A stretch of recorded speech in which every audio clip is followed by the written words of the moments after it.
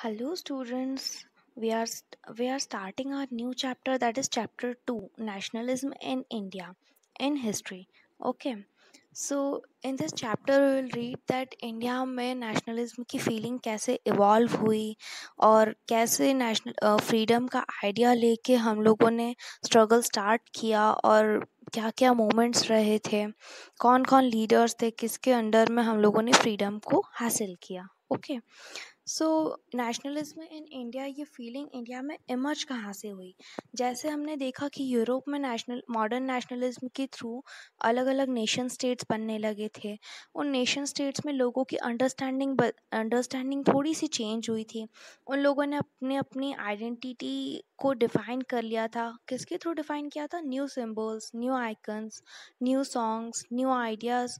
ये सब नए आइडियाज़ बनाए गए थे ताकि वो एक सेंस ऑफ कनेक्टिविटी फील कर पाए for their own nation state.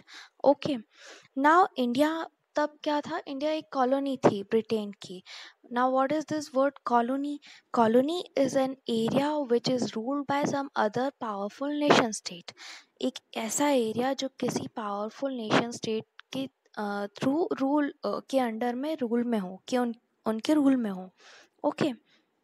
ना इंडिया में क्या हुआ कि बहुत सारे ऐसे छोटी छोटी कॉलोनीज इंडिया के आसपास की, उन लोगों में नेशनलिज्म की फीलिंग इमर्ज हुई. और वो लोग किससे कनेक्टेड थे? इसी कॉलोनियल रूल के अपोजिशन में खड़े थे और वो सब एक ही चीज़ फील कर रहे थे उस टाइम पे कि उन्हें फ्रीडम चाहिए. तो लोगों ने क्या किया? स्ट्रगल करना स्टार्ट किया कॉलोनियलिज्म के अपोज में. ओके.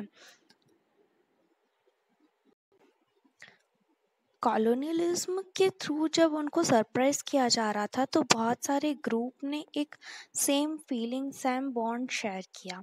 और ऐसा नहीं था कि सभी ग्रुप्स को सिर्फ एक ही मोटिव था कि हमको फ्रीडम चाहिए. सभी के अलग अलग रीजंस थे. बट एक जो कॉमन रीज़न था कि हमें अपना एक नेशन स्टेट बना लेना चाहिए. और जो कॉलोनियलिज्म रूल चल रहा था, उस रूल का एंड, ये उनका मेन मोटिव था. तो महात्मा गांधी जी के अंडर में कांग्रेस ने इन ग्रुप्स को एक साथ लाने के लिए एक मूवमेंट चालू किया था. ओके. और इस सभी के बारे में हम इन चैप्टर्स में पढ़ेंगे, कैसे कांग्रेस ने उन सभी मूवमेंट्स को चलाकर कैसे स्ट्रगल को आगे बढ़ाया है.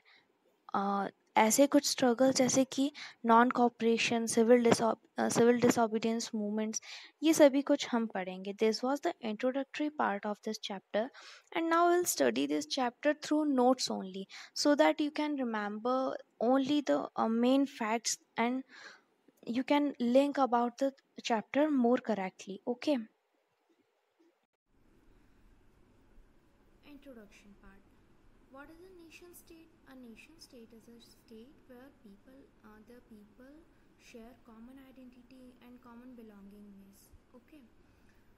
Now there is a question arising among each of our minds, that how did the First World War force the feeling of nationalism in India?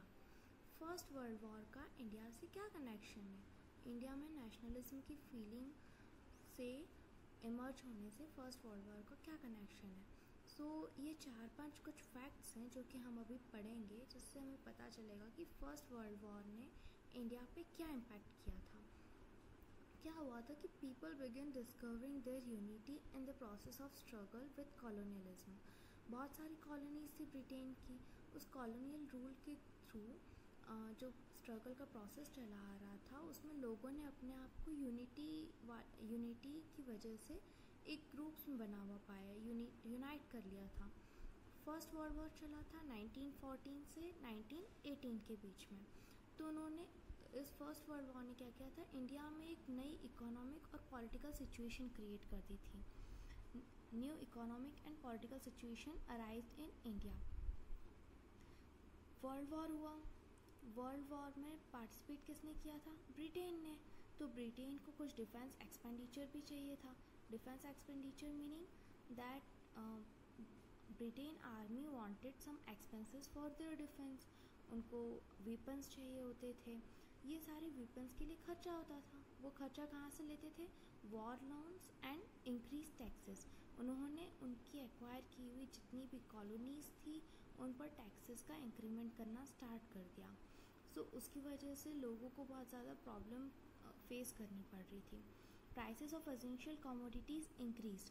Essential commodities की जो प्राइसेस थी वो इंक्रीज़ कर दी गई थी, ऑलमोस्ट डबल कर दी थी 1913 से 1918 के बीच में। उसकी वजह से लोगों को एक्सट्रीम हार्डशिप, बहुत ज़्यादा हार्ड वर्क करना पड़ रहा था कॉमन पीपल को। Third point is supply of soldiers for war.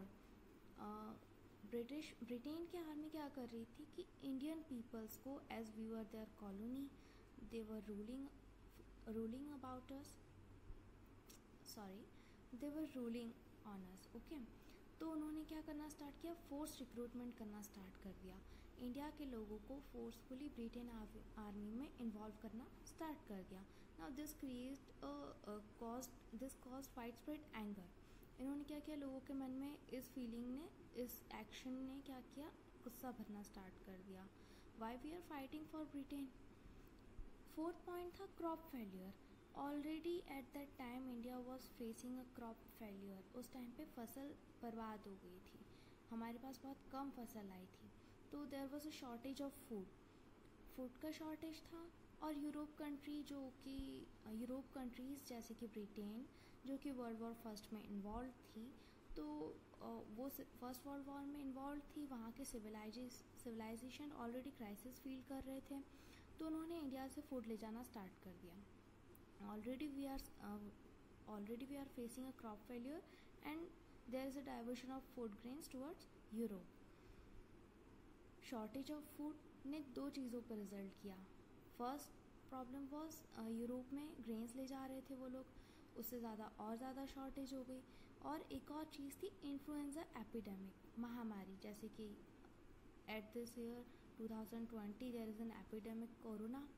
सो तब इन्फ्लुएंजा एपिडेमिक, लोगों को ये बीमारी फैलती जा रही थी और almost 12 to 13 million people died in that epidemic.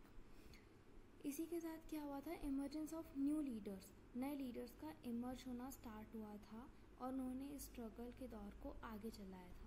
So this was all about